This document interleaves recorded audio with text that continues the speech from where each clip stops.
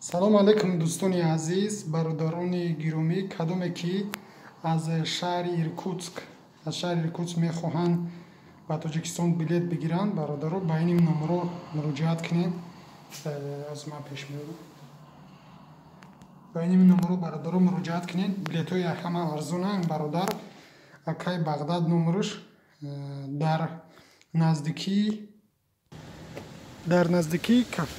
кафе Помир, посёлка Жилкина, город Иркутск, обтои база.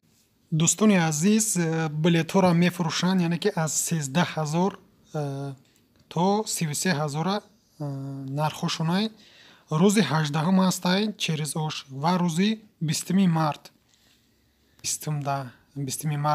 ҳастай 13 500 бо духтар мегзари 2800 17 000 мешава обши.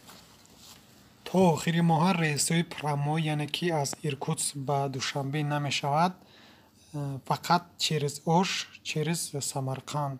Билетҳоро харидорӣ карда метавонед ба Тоҷикистон равед.